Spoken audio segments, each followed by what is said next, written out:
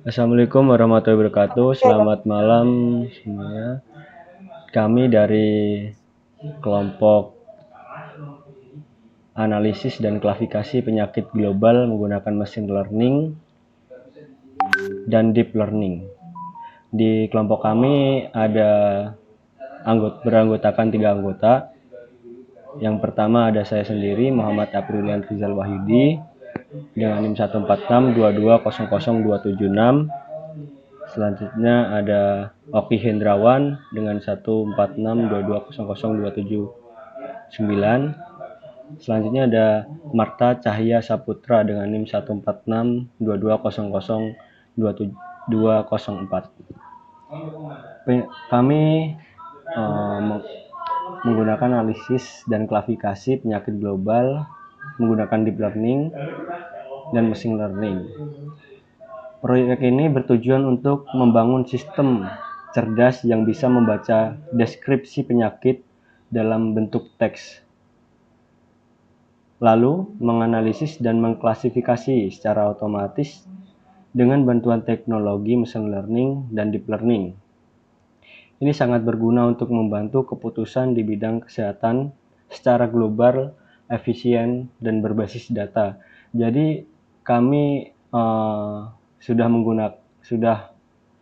menggunakan machine learning dan deep learning ini secara real gitu, maksudnya secara sesuai dengan data yang telah kami cari dan benar-benar data yang sudah ada gitu. Oke, selanjutnya bisa dijelaskan dari Mas Oki.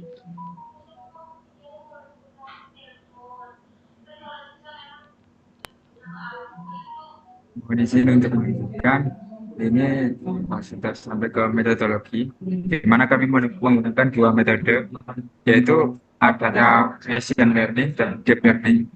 Kalau bisa singkat untuk machine learning itu M, dan deep learning itu D.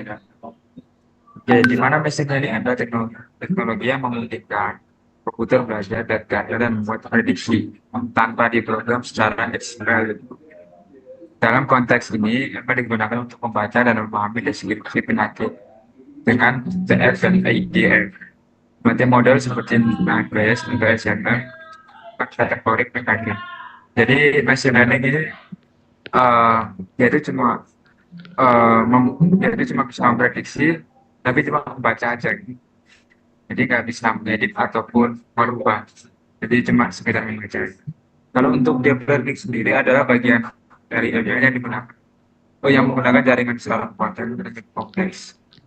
Dalam proyek ini digunakan LSTM, Long Short Time Memory, model yang memahami dan ada juga BERT, Bidirectional Encoder Representation for Transformer. Model canggih dari Google yang bisa di kompleks 2 arah dalam kalimat. Jadi, deep learning ini kesimpulannya dia itu bisa memahami suatu konteks secara bersamaan dengan 2 modelnya. Jadi tanpa adanya kesinambungan ataupun perlawanan arah. Jadi mereka bisa jalan bersama.